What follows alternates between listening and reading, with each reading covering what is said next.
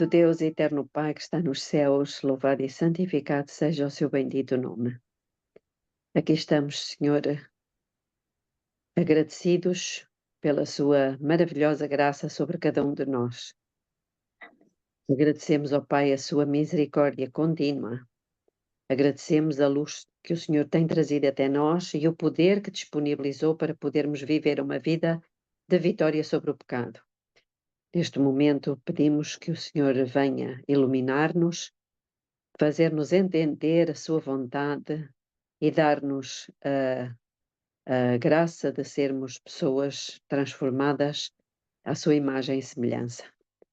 Tudo isto pedimos em nome de Jesus. Amém. Então, vamos começar por ler a meditação matinal que tem por título Cuidado de Deus. É do dia 26 de maio. Se alguém quiser acompanhar, 26 de maio.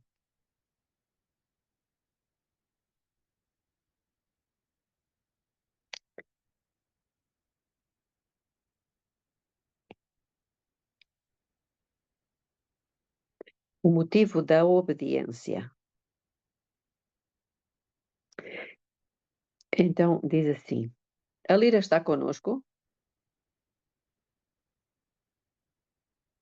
Não estou a ver a Lira aqui. Ah, está aqui, está com a Denis. Ok. Então, a Qual o meditação tem por nome da meditação? Cuidado de Deus, do dia 26 de maio. Eu estou aqui sim. É, obrigada. Porque este é o Que às amor. vezes dá um nó no fone. Pois é. Porque este é o amor de Deus, que guardemos os seus mandamentos. Ora, os seus mandamentos não são pesados. 1 de João 5:3.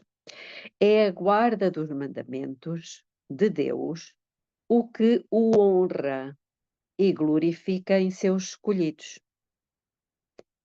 Então, nós tínhamos visto que, quando nós falamos que em glorificar a Deus, em honrar o nome de Deus, agora já sabemos como. É guardando os seus mandamentos. É isso que traz glória ao nome de Deus. Daí estar toda a pessoa a quem Deus tenha dado faculdades para raciocinar, em obrigação perante Deus de examinar a palavra e descobrir tudo o que nos é ordenado como possessão adquirida por Deus que somos. Devemos procurar compreender tudo o que essa palavra de nós requer em relação à obediência e à observância de todos os seus preceitos. Portanto, este é um dever que nós temos. É procurar compreender tudo aquilo que Deus nos disse para podermos obedecer. Não podemos demonstrar maior honra a nosso Deus, a quem pertencemos por criação e redenção, do que dar aos seres do céu, aos mundos não caídos e aos caídos homens, evidência de que diligentemente atendemos a todos os seus mandamentos, que são as leis que governam o seu reino. Portanto, o que nos diz aqui é que não há nada que traga maior honra ao nosso Deus, não é? Do que nós atendermos a todos os mandamentos. Temos que estudar diligentemente para alcançarmos conhecimento das leis de Deus. Portanto, é alguma coisa que é muito pessoal, é um estudo pessoal. Como ser súditos, obedientes, se deixarmos de atender às leis que governam o reino de Deus. Abri, pois, a Bíblia e procurai nela tudo o que vos esclareça com respeito aos preceitos de Deus. E quando descobrirdes assim diz o Senhor, não peçais a opinião de homens, mas, sejam quais forem as custas para vós, obedecei alegremente. Então, a bênção de Deus repousará sobre vós, e isso redundará em glória para Ele. Como nós lemos lá em Mateus, para que vejam as vossas boas obras e glorifiquem a vosso Pai que está nos céus. Nós daqui a pouco vamos ler uma outra meditação que também fala um pouquinho sobre isto e é muito interessante. Perguntai frequentemente e com devoção: Senhor, que queres que eu faça? Estou de qualquer forma desconsiderando os preceitos divinos? Estou, porventura, colocando, de algum modo, a minha influência ao lado do inimigo? Mostro uma negligente desconsideração dos mandamentos de Deus? Estou disposto a pôr-me sob o jugo com Cristo, a erguer a carga e ser colaborador seu? Procuro possíveis desculpas da negligência em obedecer a assim diz o Senhor? Arrisco as consequências de negligenciar a observância dos preceitos de Jeová, claramente revelados, por isso que não estou disposto a sair do mundo e dele permanecer separado? Terá o temor dos homens maior influência sobre mim do que o temor de Deus? Rendei-vos a Deus dizendo: Eis, Senhor, a ti me entrego. Só posso fazer isso. Não serei encontrado em desobediência à tua lei, pois isso me colocaria nas fileiras do inimigo.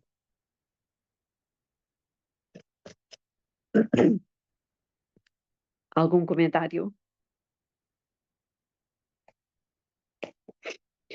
Não havendo, vamos passar para o nosso estudo, que tem a ver precisamente com a questão do reino de Deus. Eu vou ler aqui alguns textos, não peço para os irmãos lerem, porque vai ser rápido, mas no Salmo 10, versículo 16, diz: O Senhor é Rei sempre e eternamente. Jeremias 10, 10 diz: Mas o Senhor é o verdadeiro Deus. Ele é o Deus vivo e Rei eterno. 1 Timóteo 1,17 diz: Ora, ao Rei dos séculos, imortal e invisível, ao único Deus, seja a honra e a glória para todo o sempre. Ou seja, estes textos nos dizem que o Senhor é Rei. Só o Senhor é Rei. E era seu propósito que o seu povo o tivesse a ele só como Rei. Este era o propósito de Deus. Ou seja, que houvesse uma teocracia. No livro Patriarcas e Profetas, no capítulo 59, página 442, 444.2, diz o seguinte: O Senhor previu que Israel desejaria um rei. Contudo, na página 445.4 diz: Os dias de máxima prosperidade de Israel foram aqueles em que eles reconheciam a Jeová como seu rei. Impressionante. Vamos abrir agora em Deuteronômio 4, 6 a 8. Eu peço a um de vós para ler, por favor, Deuteronômio 4, 6 a 8.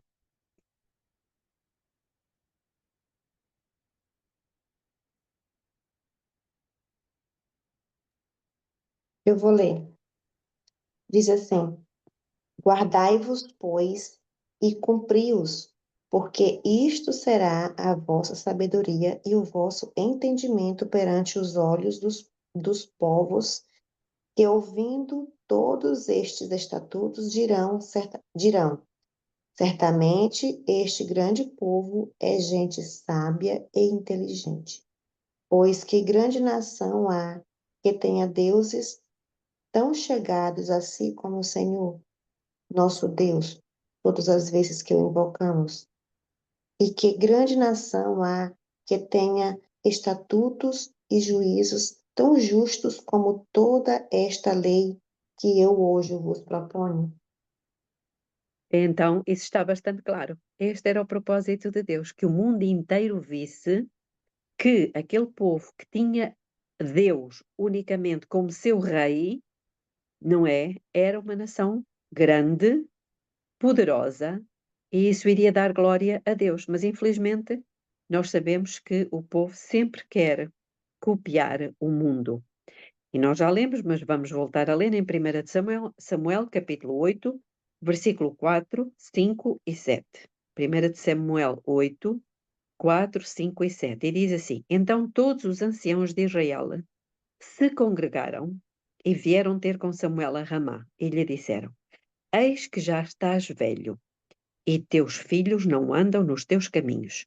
Constitui-nos, pois, agora um rei para nos julgar, como o têm todas as nações. Verso 7.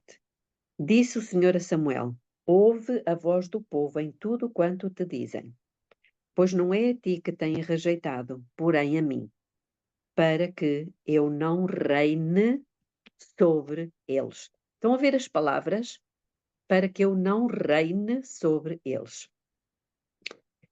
Séculos mais tarde, a cena repetiu-se, profetizada pelo próprio Jesus. Jesus fez uma profecia que está contida numa parábola. E essa parábola encontra-se em Lucas, capítulo 19. É verdade que é uma parábola, mas Jesus já estava a dizer o que é que o povo ia fazer. Lucas 19, versículo 14, a última parte, mas eu vou ler o verso todo. Mas os seus concidadãos odiavam-no e enviaram após ele uma embaixada dizendo o quê? Não queremos que este homem reine sobre nós. Não é a mesma repetição de 1 de Samuel 8 que aconteceu com o povo? O povo não queria rei, Deus como rei. Queria outro rei. E aqui a parábola diz exatamente, não queremos que este, está a referir-se a Cristo, não queremos que este reine sobre nós. E outra coisa, já prestes a ser crucificado, Jesus, ele próprio, ele ouve o seu povo, o seu próprio povo, e os principais sacerdotes dizerem estas palavras: não temos rei senão César. Eu imagino o sofrimento que isto não terá causado em Jesus, o seu próprio povo. O seu próprio povo, irmãos, dizendo: não temos outro rei senão César. Nós sabemos que a teocracia é uma forma de governo que deriva o seu poder imediatamente de Deus. O governo de Israel foi uma teocracia. Por meio de sinais e maravilhas e prodígios grandiosos, Deus libertou Israel do Egito, não é verdade? E os levou através do deserto, introduzindo-os finalmente na terra prometida.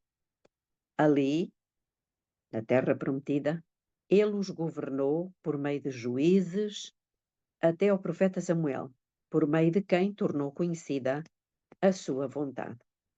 Mas nesse tempo, como já vimos, o povo fez o que há muito tempo ele tinha intenção de fazer. E o que era? Pedir um rei. Rejeitar Deus como rei, colocá-lo de lado.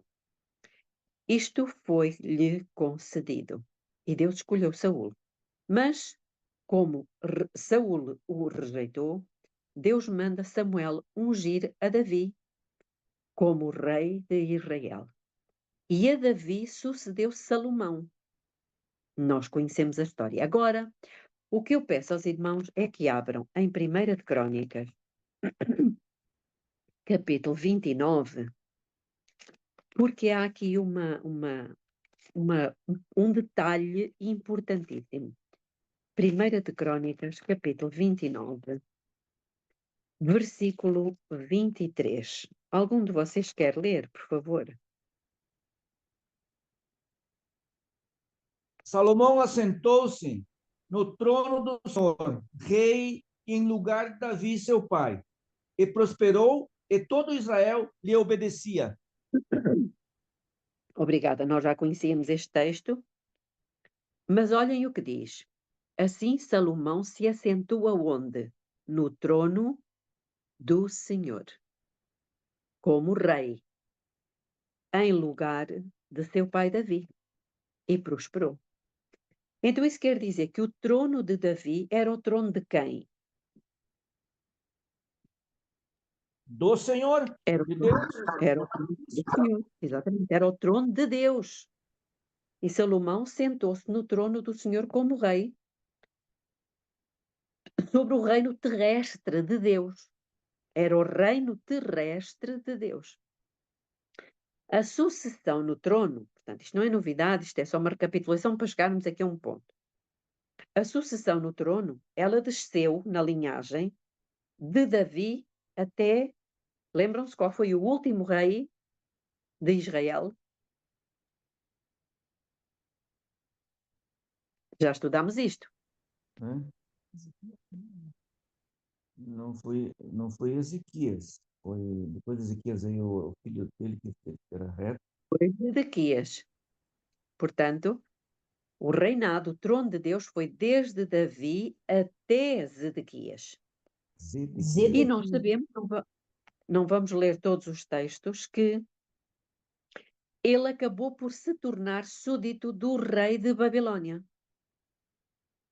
Ele se submeteu ao rei de Babilônia. Vejam bem, um rei de Deus submetido ao rei de Babilônia.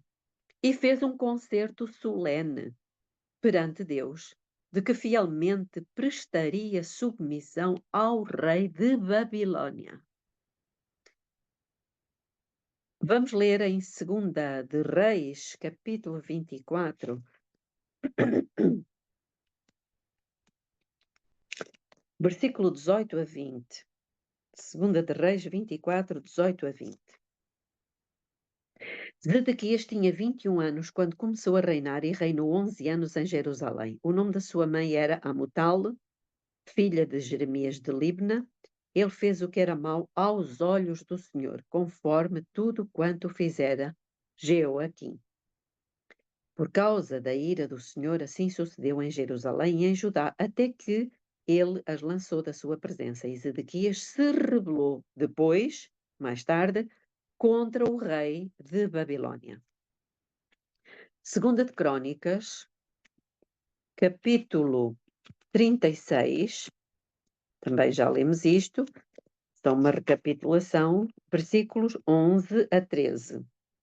Tinha Zedequias 21 anos quando começou a reinar e reinou 11 anos em Jerusalém e fez o que era mau aos olhos do Senhor seu Deus e não se humilhou perante o profeta Jeremias, que lhe falava da parte do Senhor. Também rebelou-se contra o rei Nabucodonosor, que o tinha ajuramentado por Deus. Ou seja, Nabucodonosor tinha-o feito jurar por Deus. Foi exatamente isso que aconteceu, de se submeter, mas ele depois acaba por se rebelar contra o rei de Babilônia. Mas endureceu a sua cerviz e se obstinou no seu coração para não voltar ao Senhor, Deus de Israel. Peço a outra pessoa que leia 2 de Reis 25, 7. 2 de Reis 25, 7. E outra pessoa que leia Jeremias 27, 12 a 22. Quem quer ler 2 de Reis 25, 7? Eu leio, Belinha. Aos filhos de Zedequias mataram à sua própria vista, e a ele vazaram os olhos. Ataram-no com 2 cadeias de bronze e o levaram para a Babilônia. Obrigada, Lira. Na minha, inclusivamente, diz degolaram. Degolaram os filhos de Zedequias.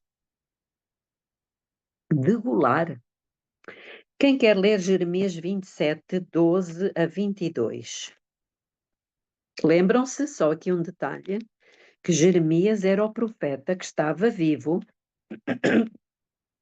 e que trouxe mensagens continuamente da parte do Senhor para os reis e para os príncipes e para o povo, inclusivamente para Zedequias. E, portanto, vamos ver o que é que aconteceu do versículo 12 ao 22. Eu também falei a Zedequias, rei de Judá, conforme a todas estas palavras, dizendo: Trazei vossos pescoços sob o jugo do rei da Babilônia, e servo-á o seu povo, e vivereis. Por que morrereis tu e teu povo pela espada, pela fome e pela peste, como o Senhor falou contra a nação que não serviu ao rei Babilônia?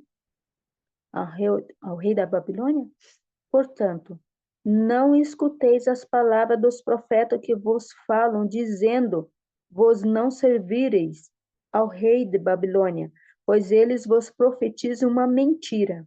Porque eu não lhes enviei, diz o Senhor. Contudo, eles profetizam uma mentira em meu nome, para que eu vos afugente e para que vos venham e venhais a perecer, vós e os profetas que profetizam para vós.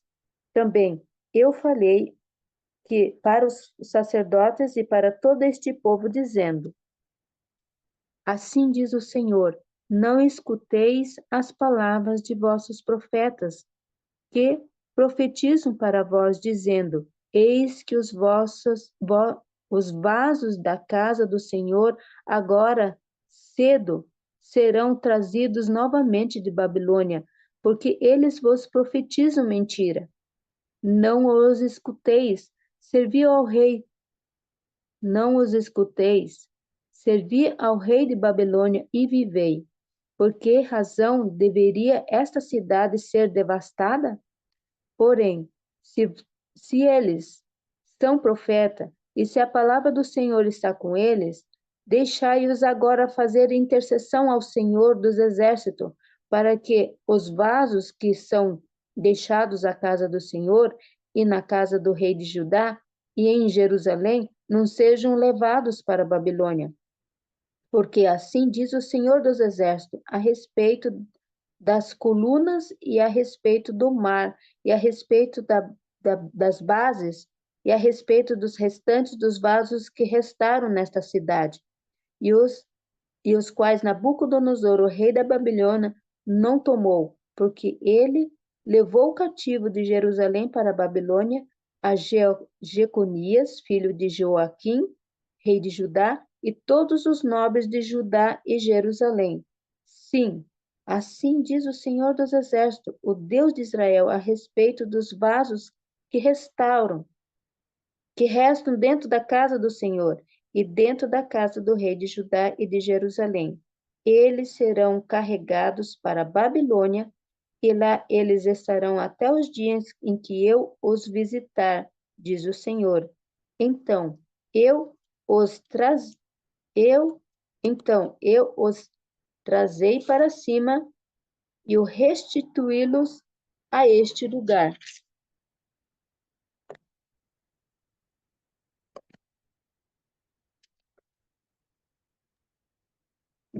Obrigada, Vanir. Nós não começamos no versículo 9, começamos no 12, mas há aqui 3 vezes que Deus diz. No 9 ele diz: Não deis ouvidos, pois, aos vossos profetas e aos vossos adivinhadores. Versículo 14: Não deis ouvidos às palavras dos profetas que vos dizem tal, tal, tal. Versículo 16: Então falei aos sacerdotes e a todo o povo, dizendo: Assim diz o Senhor, não deis ouvidos às palavras dos vossos profetas. Versículo 17: Não lhes deis ouvidos. Servia antes ao rei de Babilônia. Portanto, Deus a insistir ali que eles deviam se subjugar se quisessem viver. Mas o que é que fez Zedequias? Rebelou-se contra o rei de Babilônia. Portanto, tudo contra aquilo que Deus tinha dito. E no versículo 19 eu quero chamar a atenção aqui para um aspecto que talvez os irmãos não tenham percebido, mas isto é importante. O versículo 19 diz: Pois assim diz o Senhor dos Exércitos, acerca das colunas Está a falar do templo, das colunas e do mar. O que é o mar? Não está a falar do mar. Está a falar da pia. Deus lhe chamava o mar. Percebem? Por isso é que em 1 de Coríntios, nós podemos ir lá ver 1 de Coríntios, capítulo 10,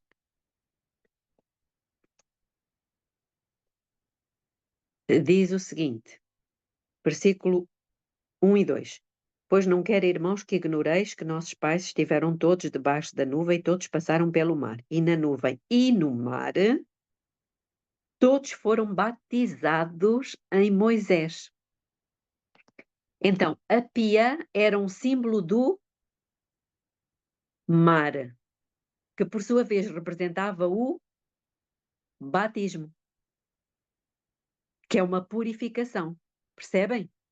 Então, quando ele fala aqui que Babilônia não levou as colunas nem o mar, significa que eles não levaram a pia do lugar, do pátio. Só uma curiosidade. Bom, mas então, o que é que aconteceu? Por causa disto tudo, aqui em Jeremias, no capítulo 52, versículo 3, diz assim: Pois por causa da ira do Senhor chegou-se a tal ponto em Jerusalém e Judá, que ele os lançou da sua presença, e Zedequias rebelou-se contra o rei de Babilônia. Deus tinha dito que ele devia submeter o seu pescoço debaixo do rei da Babilônia, e o que é que ele fez? Precisamente o contrário, rebelou-se contra o rei da Babilônia. Então, o que é que aconteceu? Deus disse alguma coisa, uma profecia que é muito importante. Nós já estudámos sobre isto, mas para ficar aqui bem esclarecido, em Ezequiel, o profeta Ezequiel, no capítulo 21, faz uma profecia importantíssima.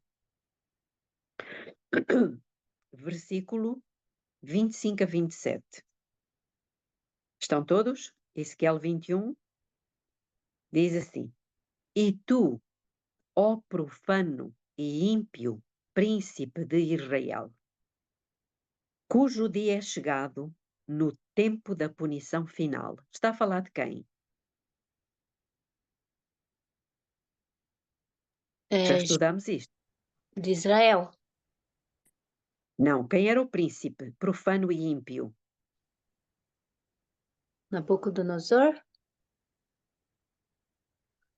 É de Israel. Ezequias.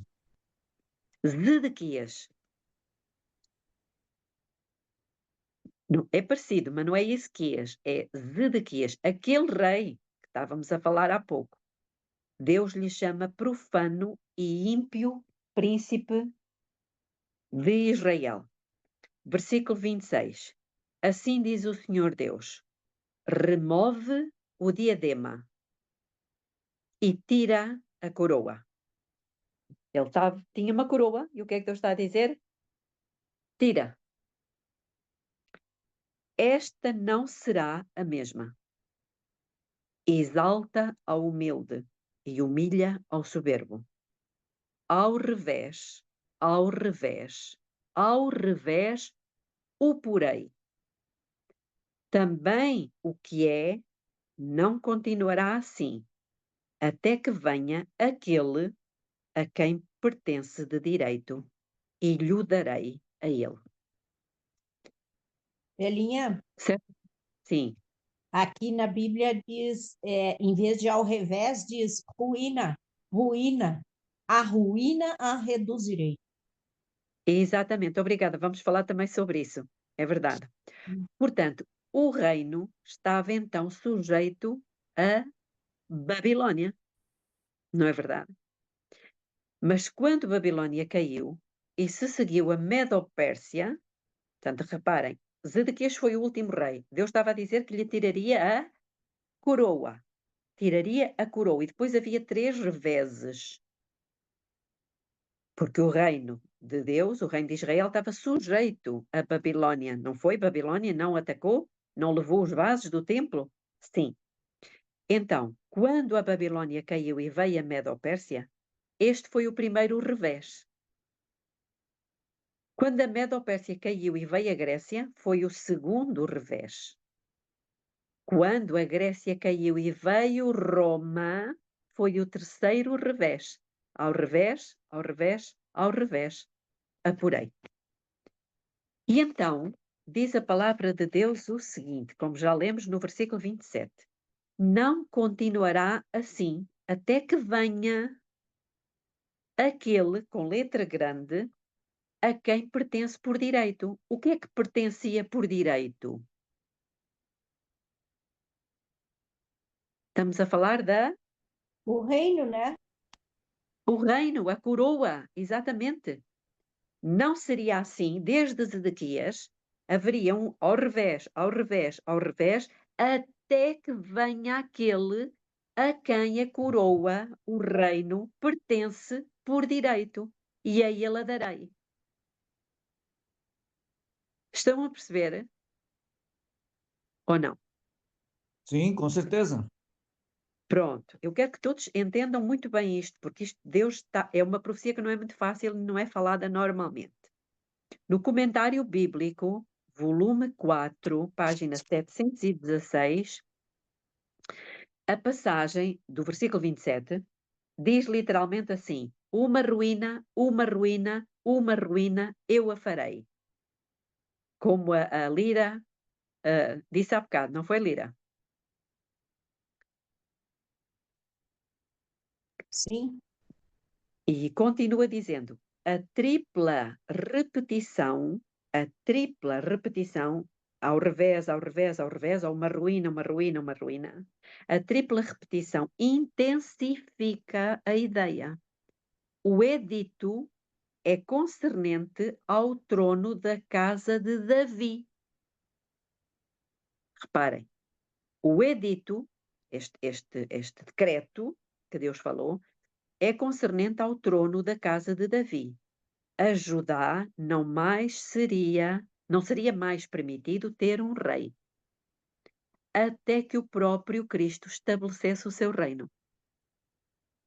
Percebem agora o significado? Irmãos, eu quero que me digam mesmo se entendem isto. Sempre que Deus repete é porque é muito importante. Muito importante. Vamos voltar ao versículo 25 a 27 de Ezequiel 21. Deus está a dizer para Zedequias. É uma profecia para Zedequias. E diz, e tu, ó profano e ímpio príncipe de Israel, era Zedequias, era o último, cujo dia é chegado no tempo da punição final. Assim diz o Senhor Deus, remove o diadema. É uma ordem, é um edito, é um decreto do Altíssimo. E ele está a dizer, remove o diadema e tira a coroa. Ou seja, Israel não vai ter mais rei. Percebem? Era isso que Deus estava a dizer. Israel não vai ter mais rei. Chega. Esta não será a mesma. Exalta ao humilde e humilha ao soberbo. Ao revés, ao revés, ao revés, o porei. Também o que é, não continuará assim, até que venha aquele a quem pertence de direito e lhe darei a ele. Profetas e Reis, no capítulo 36, na página 230.1, diz: o dia de ajuste final tinha chegado para o profano e ímpio príncipe. Tira o diadema, o Senhor decretou. Portanto, foi um decreto do próprio Deus. E levanta a coroa. A Judá não seria mais permitido ter um rei até que Cristo mesmo estabelecesse o seu reino. Está aqui tudo. Estão a ver? Aquilo que eu vos estava a dizer está aqui, profetas e reis.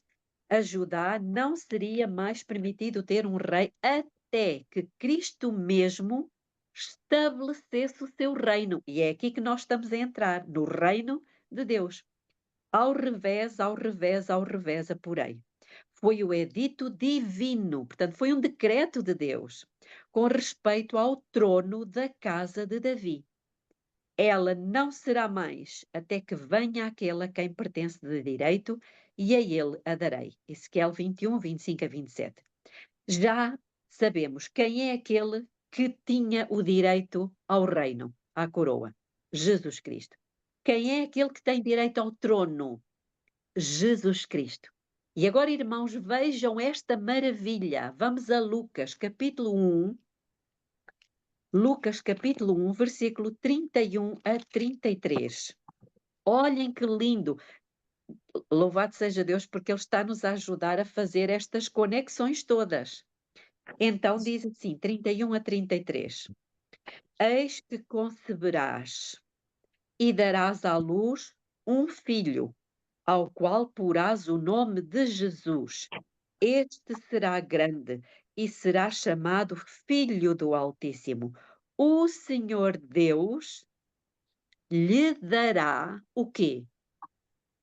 Trono de Davi. O trono de Davi, seu pai. Lembram-se que foi desde Davi até Zedequias, mas a coisa foi descambando, descambando, e Deus está aqui a dizer que a Jesus lhe seria dado o trono de Davi. Versículo 33. E reinará eternamente sobre a casa de Jacó, e o seu reino não terá fim. Amém. Louvado seja Deus. Irmãos, eu pertenço ao meu rei, filha sou do Senhor. Quando cantarem este hino, até me estou a arrepiar. Lembrem-se, eu pertenço ao meu rei. Eu não pertenço ao rei da nova era, ao rei da nova ordem mundial, ao reino de Portugal, ao reino do Brasil. Zero. Eu pertenço ao meu rei que reina eternamente. Amém. Mas para isso já vamos ver mais alguma coisa. E quando aqui na terra Jesus se achava como aquele profeta, não é?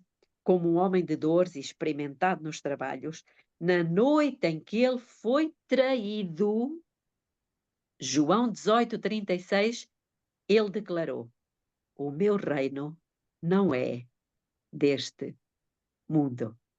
Lembram-se? Sim. Ele próprio disse, ele estava-se a referir a essa profecia de Ezequiel 21. O meu reino não é deste mundo. Assim, o trono do Senhor foi removido deste mundo. E diz que não será mais até que venha aquele a quem pertence de direito, e então ser-lhe-á dado. Mas o reino dele não é deste mundo. Nós, como súditos desse reino, não somos deste mundo. Amém. E aquele tempo será o fim deste mundo e o princípio do mundo vindouro. Aos 12 apóstolos, o Salvador disse estas palavras que se encontram em Lucas 22, e eu peço que abram Lucas 22, 29 e 30.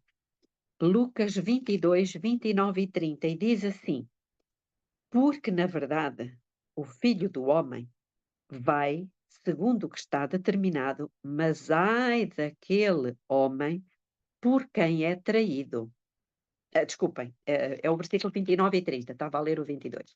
O 29 diz assim: e assim como o meu Pai me conferiu domínio, eu vou-lo confiro a vós.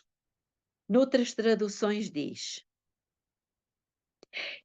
eu vos, e depois no 30, não é? Para que comais e bebais à minha mesa, no meu reino, e vos senteis sobre tronos, julgando as 12 tribos de Israel. Noutras traduções diz assim: eu vos destino o reino. Alguém tem esta tradução? Tu tens. Beli, eu queria fazer um comentário. Sim, faz. Eu estou para falar isso desde que começou a reunião. Eu li aqui em Mateus 8, 11, eu vou ler para vocês. E eu vos digo que muitos virão do Oriente e do Ocidente, e sentarão com Abraão, Isaque e Jacó, no reino dos céus. Isso pode ser uma pergunta que eu faço a vocês, né, todos. Uhum. Aí no 12 vem dizendo assim: mas os filhos do reino serão lançados em trevas profundas, ali haverá pranto e ranger de dentes. Eu sei que com os ensinamentos que a gente tem há muitos anos e com o que a gente tem agora, mudou muita coisa, porque nós estudamos com as coisas terrenas e as coisas espirituais de Deus, certo? E aqui me deixa um pouco confusa, porque aqui no título, subtítulo, fala a cura do servo de um centurião. Aqui está falando da fé. E aqui que eu entendi que a fé, aqui ele estava falando das coisas espirituais, porque vamos voltar lá no 11. E eu vos digo que muitos virão do Oriente e do Ocidente, e se sentarão com Abraão, Isaque e Jacó, no reino do céu. Então aqui já está falando de um povo espiritual, certo? Do reino do. Sim, está a falar deste reino que nós estamos a ver aqui, cujo rei é Jesus Cristo. Isso, e está fazendo já a comparação que nós já estamos fazendo aí com estudos, com as coisas terrenas e espirituais. E a coisa que mais me deixou impactada, que botando assim, mas os filhos do reino, olha, os filhos do reino serão lançados em trevas profundas e ali haverá pranto e ranger de dentes.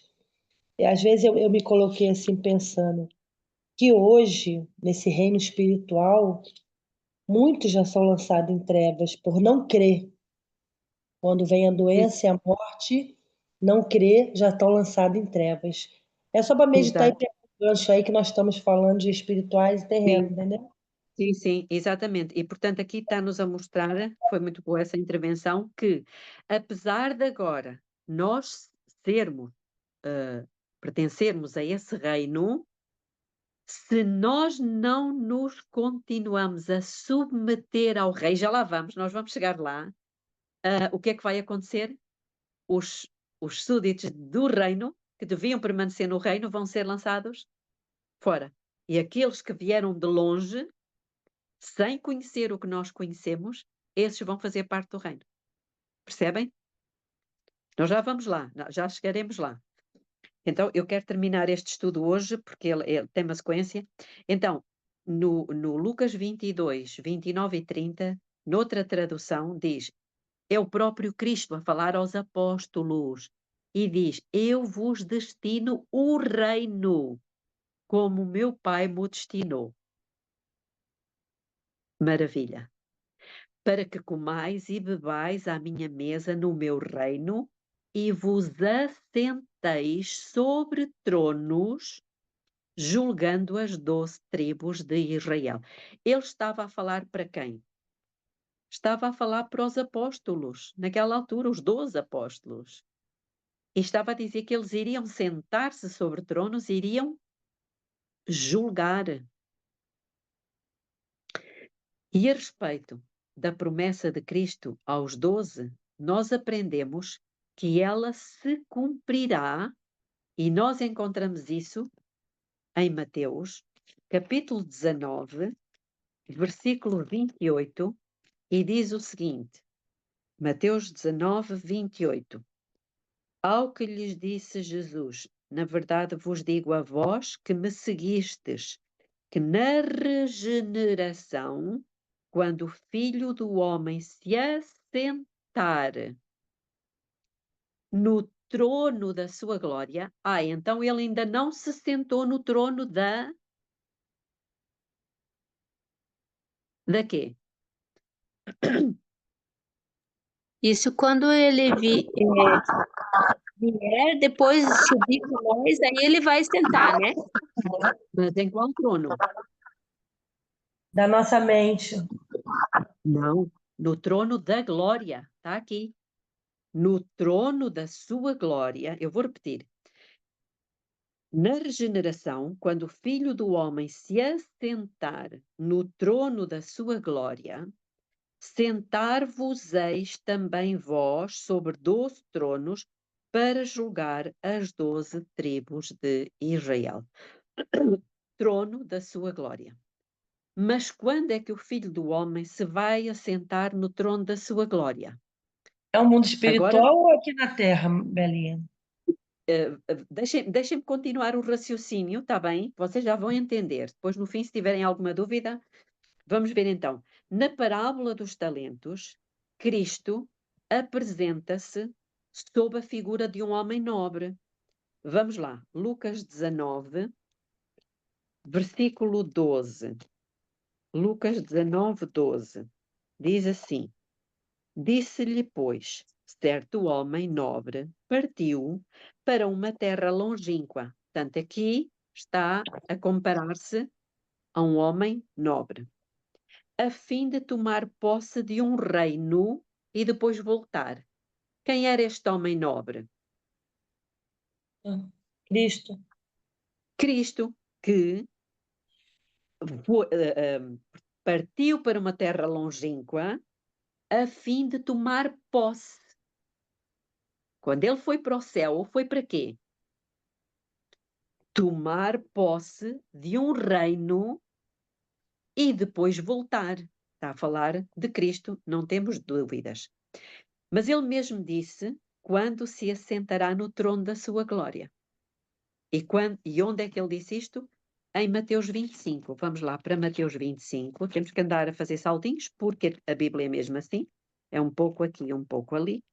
Mateus 25, versículo 31 e 32. E diz assim: Quando o Filho do Homem vier, em sua Glória. quê?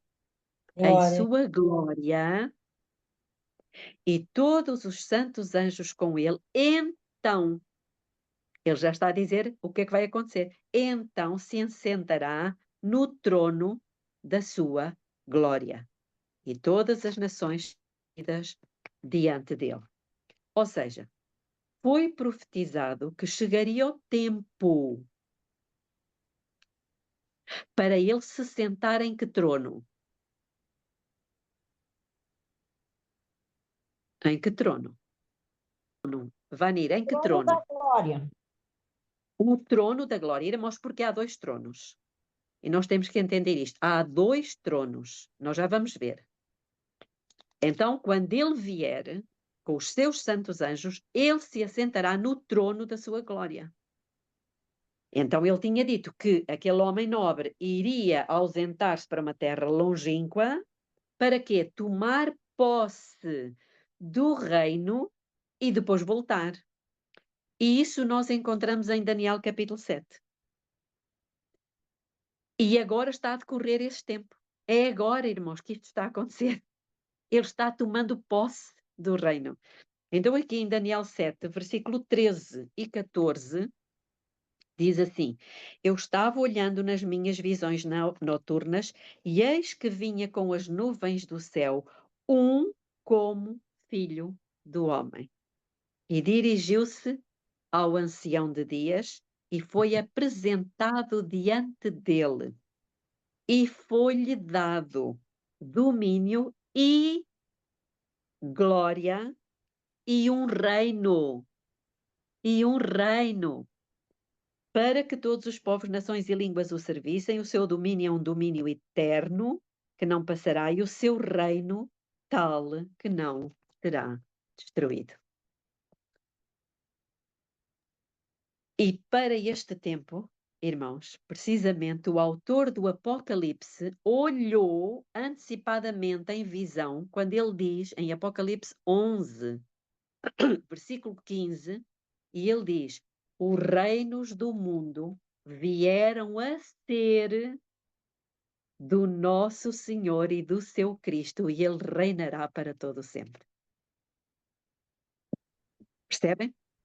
João, no Apocalipse, está a ver em visão que os reinos do mundo viriam a ser de Cristo, do Senhor e do seu Cristo, e ele reinaria para sempre. O contexto mostra quando é que isto terá lugar. Em Apocalipse 11, nós lemos o 15, agora vamos ler o 18. E o que é que diz o versículo 18? Iraram-se as nações. Este é o contexto. Iraram-se as nações. E veio, e veio a tua ira. E veio o tempo dos mortos para que sejam julgados, e o tempo de dares o galardão aos profetas, teus servos, e aos santos, e aos que temem o teu nome, a pequenos e a grandes, e o tempo de destruires os que destroem a terra. Ou seja, quando todos os que se opõem à soberania de Cristo, que foi para uma terra longínqua para receber o reino, quando todos esses que se opõem à soberania de Cristo, ou seja, aqueles que não permitiram que o Senhor Jesus reinasse supremo, exatamente, sobre eles, sobre as suas vontades, sobre os seus apetites, sobre os seus pensamentos, nessa altura, quando ele vier e se assentar no trono da sua glória, só estarão com ele os que entraram com ele no reino da graça. Ou seja, eu vou repetir, só entrarão para o reino da glória aqueles que previamente entraram com ele para o reino da graça. Ou seja, os que pela sua graça recebida pela fé venceram o pecado. Entendem, irmãos? Há dois reinos. O reino da glória vai ser mais tarde, mas agora é o reino da graça. Romanos capítulo 5, versículo 21 diz, quem quer ler? Romanos 5, 21.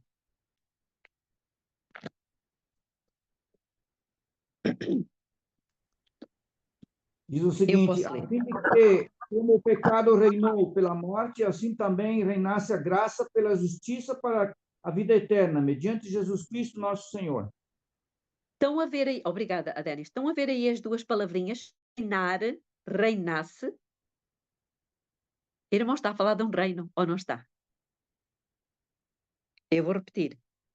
Para que, assim como, está a fazer uma comparação, como o pecado veio a reinar na morte, ou seja, antes de nós aceitarmos Cristo, quem é que reinava aqui? Era o pecado. Era o pecado. A gente fazia aquilo que ele queria. Assim também viesse a reinar a graça. É o reino da graça. Pela justiça para a vida eterna por Cristo Jesus, nosso Senhor. Efésios, capítulo 2, versículo 8 diz, porque pela graça sois salvos. Nós, pela graça, somos salvos. E em Tito, agora peço que abram também em Tito, no capítulo 2, no versículo, agora peço que todos abram mesmo e leiam este texto.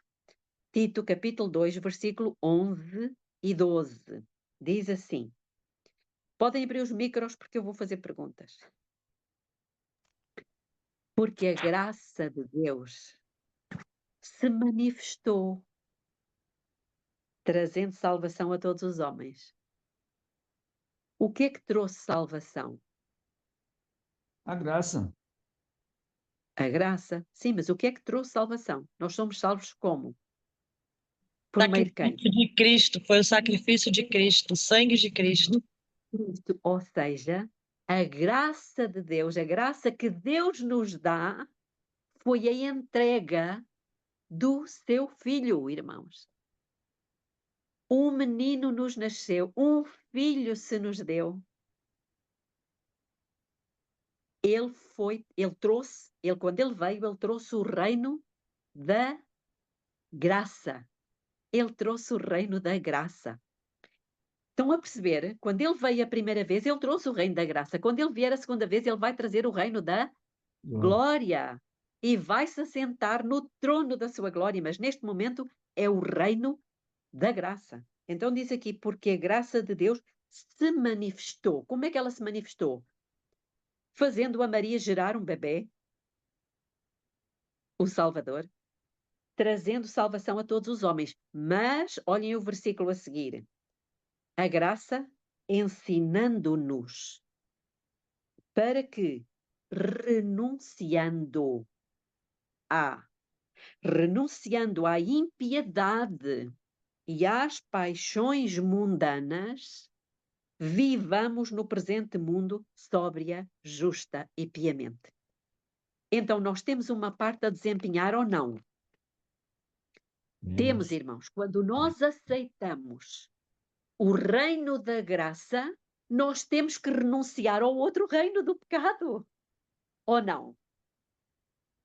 Claro, porque o inimigo quis e reinou em nós até que nós o rejeitamos e aceitamos o reino de Cristo, o reino da graça de Cristo. Percebem? Nós não somos mais do reino das trevas. Nós somos do reino da luz. Agora é o tempo em que Cristo está sentado em que trono? Agora é o da graça. Agora é o da graça.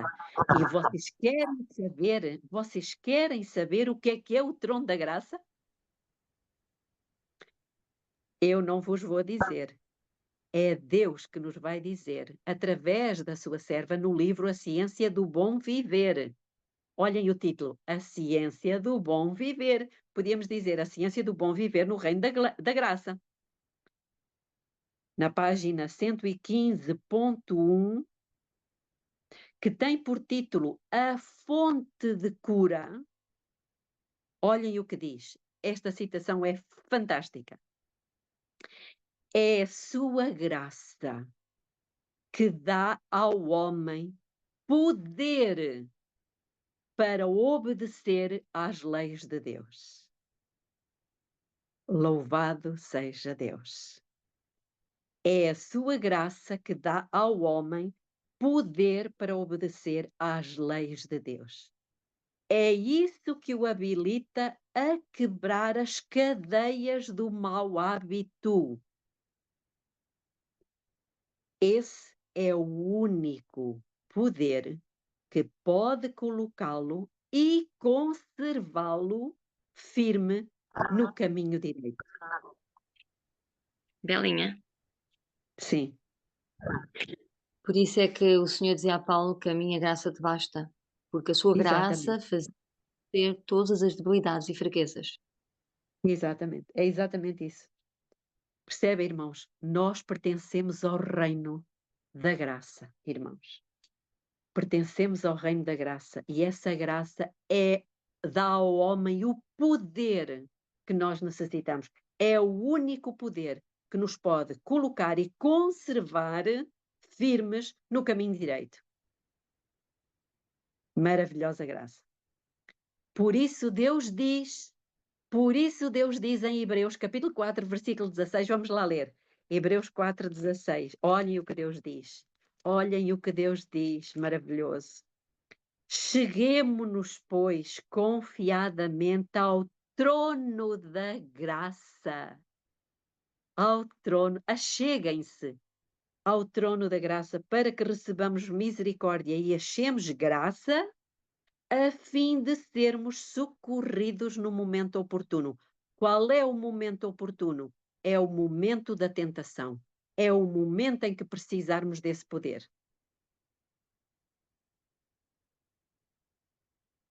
Isto é um chamado. Agora, Lucas, capítulo 17, um texto que eu descobri e que já falei com vocês e que gosto muito. Jesus diz assim no capítulo 17, versículo 20 e 21. Quando Jesus, interrogado pelos fariseus sobre quando viria o reino de Deus, respondeu-lhes: o reino de Deus não vem com aparência exterior. Nem dirão, ei-lo aqui ou ei-lo ali, porque o reino de Deus está dentro de vós. O reino de Deus está dentro de vós. Mas qual reino? O da glória ou da graça? da graça. Aquele poder para vencermos qualquer pecado que seja. Esse é um reino especial, não é um reino qualquer, é um reino especial. Porque Deus lá em Êxodo, capítulo 19, versículo 6, Deus disse: sereis um reino de sacerdotes. Um reino de sacerdotes. E em 1 de Pedro 2,9 diz que é um sacerdócio real. É um reino de sacerdotes, um sacerdócio real. Esses que anseiam e que pedem: venha o teu reino, venha a tua graça, venha o teu poder para eu vencer e para permanecer vitoriosa. Entenda, irmãos. Ninguém vai fazer parte do reino da glória se primeiro não se submeter ao reino da graça. Eu entendo, no meu entender, Cristo já está em nós. Nós é que temos que entrar na graça de Cristo, chamá-lo, pedi-lo, né? O reino de Deus está em nós. Cristo está em nós. Nós não despertamos Cristo em nós. Mas eu ia falar outra coisa e agora esqueci. Não faz mal. Nós só temos é que nos submeter ao Rei e servi-lo. Nós adoramos a quem servimos e nós servimos ao nosso Rei. Agora, esses que deixam Cristo reinar, aqui é que está o ponto, que deixam Cristo reinar sobre as suas palavras, sobre os seus impulsos, sobre as suas imaginações, esses é que são os súditos do seu reino. O reino que ele, quando se ausentou para uma terra longínqua, foi receber esse reino. Ele foi receber, ou seja, ele está chamando pessoas que se submetem, não pessoas que se, percebem? Que querem reinar sobre elas próprias. Há dois reinos. O reino do pecado e o reino da graça, como nós já vimos em Romanos 5:21. Graça ou pecado? Quem reinará? Lembram-se daquele livrinho que nós lemos? Graça ou pecado? Quem reinará na tua mente? Nós escolhemos. Nós é que escolhemos, porque esse trono é na nossa mente. Então, aqui no Grande Conflito, no capítulo 19, eu estou a ler mesmo no próprio livro, eu sei que é no parágrafo 14, 15 e 16, pelo menos. Eu vou ler para os irmãos depois conseguirem encontrar. O que os discípulos haviam anunciado em nome do Senhor era correto em todos os pormenores, e os acontecimentos perdidos estavam mesmo então a ocorrer.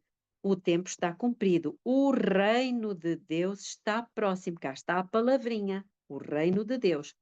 Havia sido a sua mensagem. À terminação do tempo, as 69 semanas de Daniel 9, as quais se deveriam estender até o Messias, o ungido, Cristo recebera a unção do Espírito depois de batizado por João no Jordão. E agora diz assim: e o reino de Deus que eles declaravam estar próximo foi estabelecido pela morte de Jesus Cristo. Este reino não era como eles haviam sido ensinados a crer, um domínio terrestre. Tampouco devia ser confundido com o reino futuro e imortal, que será estabelecido quando o reino, o domínio e a majestade dos reinos debaixo de todo o céu serão dados ao povo dos santos do Altíssimo, reino eterno do qual todos os domínios o servirão e lhe obedecerão. Conforme é usada na Bíblia a expressão reino de Deus, designa tanto o reino da graça como o da glória. Estão a ver? O primeiro, o reino da graça, é apresentado por Paulo na Epístola aos Hebreus. depois de apontar para Cristo, o compassivo intercessor que pode compadecer-se das nossas fraquezas, diz o apóstolo. Cheguemo-nos, pois, com confiança ao trono da graça, para que possamos alcançar misericórdia e achar graça. O trono da graça representa o reino da graça, porque se existe um trono, é porque existe um reino. Se existe um reino, é porque existe um rei, certo? Pois a existência de um trono implica a de um reino. Em muitas parábolas, Jesus usa a expressão o reino dos céus. É semelhante a, lembram-se? O reino dos céus é semelhante a, para designar a obra da graça divina no coração dos homens. Então, sempre que nós lemos a parábola, que começa por o reino dos céus é semelhante a uma mulher que pôs um pedaço de fermento no meio da farinha, lembram-se? Está-se a referir a quê? O reino dos céus, qual? O reino da graça divina no coração dos homens. Assim, o trono da glória representa o reino da glória. E a este reino fazem referência às palavras do Salvador. Quando o Filho do Homem vier em sua glória e todos os santos anjos com ele, então se assentará no trono da sua glória e todas as nações serão reunidas diante dele. Este reino está ainda no futuro. Não será estabelecido antes do segundo advento de Cristo. Então, ele no primeiro advento trouxe o quê? Um reino, o reino da graça. No segundo advento, ele vai trazer o reino da glória. O reino da graça foi instituído imediatamente depois da queda do homem, quando fora concebido um plano para a redenção da raça culpada. Existiu ele, então, no propósito de Deus e pela sua promessa. Portanto, era um reino em promessa. E, mediante a fé, os homens podiam tornar-se seus súditos, súditos do reino da graça. Contudo, não foi efetivamente estabelecido antes da morte de Cristo. Lá está, a morte de Cristo foi quando ele foi estabelecido. Mesmo depois de entrar para o seu ministério terrestre, o Salvador, cansado pela obstinação e ingratidão dos homens, podia ter-se recusado ao sacrifício do Calvário. No Getsemane, a taça de amargura tremia-lhe na mão. Ele podia, naquele momento, ter enxugado o suor de sangue da fronte, abandonando a raça criminosa para que perecesse na sua iniquidade. Se tivesse feito isto, não teria havido redenção para o homem caído. Quando, porém, o Salvador rendeu a vida e em seu último alento clamou: está consumado, assegurou-se naquele instante o cumprimento do plano da redenção. Ratificou-se, ou seja, assinou-se a promessa de libertamento feita no Éden ao casal pecador. O reino da graça, que antes existia pela promessa de Deus, foi então estabelecido. E para concluir, vamos ler uma meditação matinal que é maravilhosa graça de Deus. Não podia ser de outra forma, não é? Maravilhosa graça de Deus, irmãos. Muito bonita. E vamos ler no dia 30 de março. 30 de março, que tem por título Dedicação Total. Então diz assim: e os que são de Cristo crucificaram a carne com as suas paixões e concupiscências. Gálatas 5:24. É-nos ordenado crucificar a carne com as suas paixões e concupiscências. Como o faremos?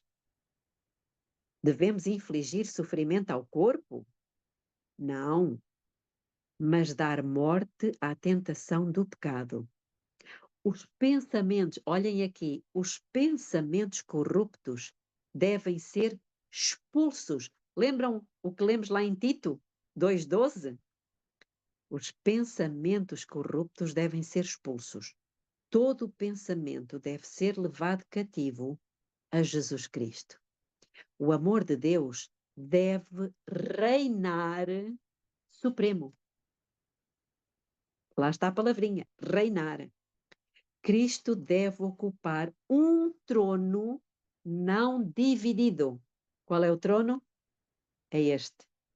Ele deve ocupar um trono não dividido. O nosso corpo deve ser considerado como havendo sido comprado. Os membros do corpo devem tornar-se instrumentos de justiça. Existem 2 reinos neste mundo: o reino de Cristo e o reino de Satanás. Cada um de nós pertence a um destes reinos. Em sua maravilhosa oração em favor dos discípulos, disse Cristo: não peço que os tires do mundo, mas que os livres do mal. Não são do mundo. Irmãos, nós não somos do mundo. Como eu do mundo não sou. Santifica-os na verdade, a tua palavra é a verdade. Assim como tu me enviaste ao mundo, também eu os enviei ao mundo. João 17, 15 a 18. Não é vontade de Deus que nos segreguemos do mundo. Enquanto estamos no mundo, porém, devemos santificar-nos para Deus. Não devemos conformar-nos com o mundo. Importa estarmos no mundo como uma influência corretiva, como o sal que conserva o seu sabor. E olhem agora, no meio de uma geração profana, impura e idólatra, devemos ser puros e santos, mostrando que a graça de Cristo tem poder para restaurar no homem a semelhança divina. Devemos exercer sobre o mundo uma influência salvadora. O mundo tornou-se um leprosário do pecado, uma massa de corrupção. Não devemos andar em seus caminhos nem seguir os seus costumes.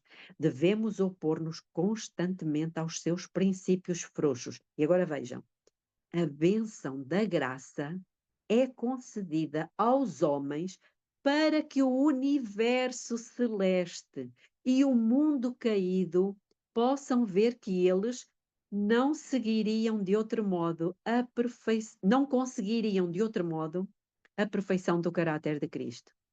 O grande médico veio ao mundo para mostrar aos homens e mulheres que por meio da sua graça podem eles viver de tal maneira que no grande dia de Deus possam receber o testemunho, estais completos nele.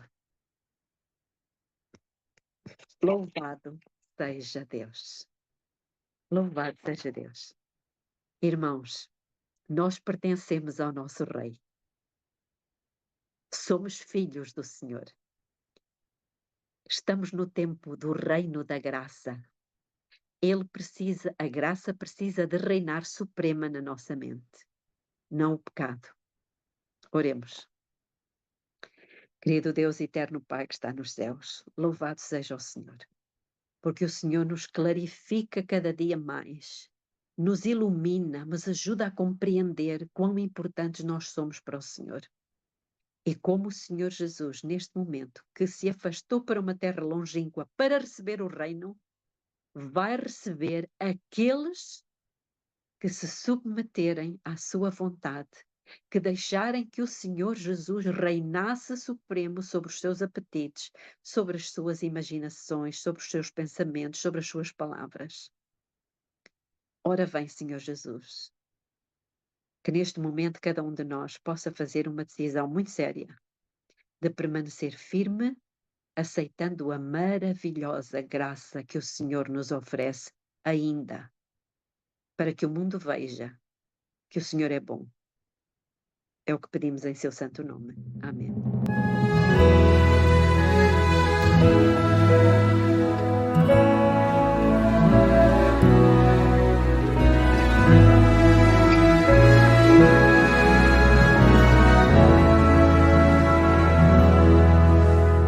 Preciosa graça de